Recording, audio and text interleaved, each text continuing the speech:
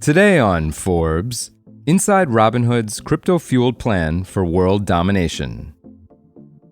Crypto financiers might seem unlikely guests at the Chateau de la Croix de Garde, a 25-acre villa commanding the Bay of Cannes from its hillside perch.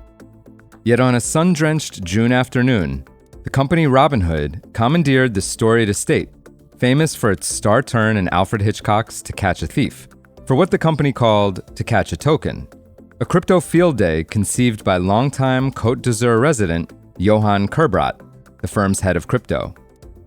The spectacle opened with a cinematic flourish, a video of Robinhood co-founder and CEO Vlad Tenev driving a midnight blue 1962 Jaguar E-Type convertible along the Corniche, an homage to Cary Grant's entrance in Hitchcock's film.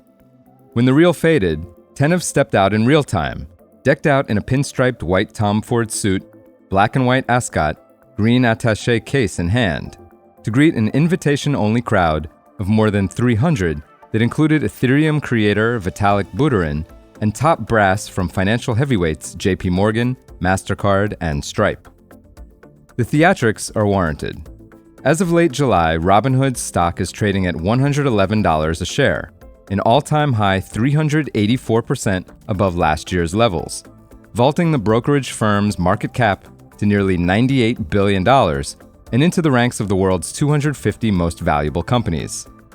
In 2024, it generated $1.4 billion in profit on nearly $3 billion in revenue, and now holds $255 billion in assets, expanding at a 44% net deposit growth rate over the past year.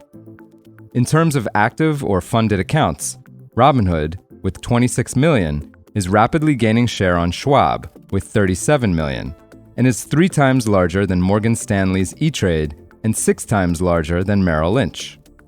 Tenev's personal fortune has jumped sixfold in a year to $6.1 billion. The 38-year-old chief executive operates in perpetual motion. In late May, he was in Las Vegas, preaching to 35,000 Bitcoiners about how crypto will further disrupt global finance through tokenization, the process of converting assets like stocks, bonds, and real estate into digital tokens that can be traded 24/7 on blockchain networks. From there, he bounces to Tampa for a conference for registered investment advisors, and a few weeks later, he's in Robinhood's posh Manhattan offices for its annual shareholder address. Despite his boyish looks, including a hair bob and goatee reminiscent of Errol Flynn's 1938 Robin Hood, Tenev these days sounds very much like the seasoned chief executive of a giant financial conglomerate. The upstart brokerage that blossomed from the ashes of the global financial crisis and Occupy Wall Street movement has grown up. It wants to be a one-stop financial firm for tech-native generations who prefer transacting digitally. Within the next 20 years, according to Cerulli Associates, they are expected to receive some $124 trillion in assets, mostly from their boomer parents. The get-together at the Chateau marks Robinhood's first ever international and crypto-focused event, dense with announcements. Starting in July, Robinhood has allowed European users to trade blockchain-based stock tokens, non-voting derivatives that track hundreds of US stocks and ETFs, including privately owned tech juggernauts SpaceX and OpenAI. The trading will be commission-free, 24 hours a day, 5 days a week. For US customers, crypto staking, the practice of locking digital assets to blockchain networks like Ethereum or Solana to earn income, will finally be permitted.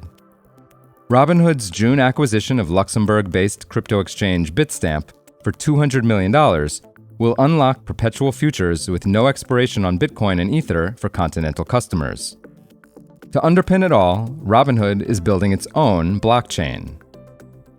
At the Chateau event, Tenev told the VIPs fanning away the Riviera heat, quote, "We as an industry find ourselves at an important precipice.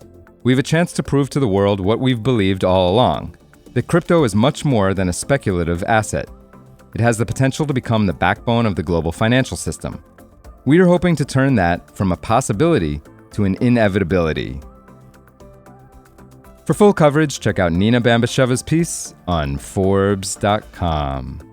This is Kieran Meadows from Forbes. Thanks for tuning in.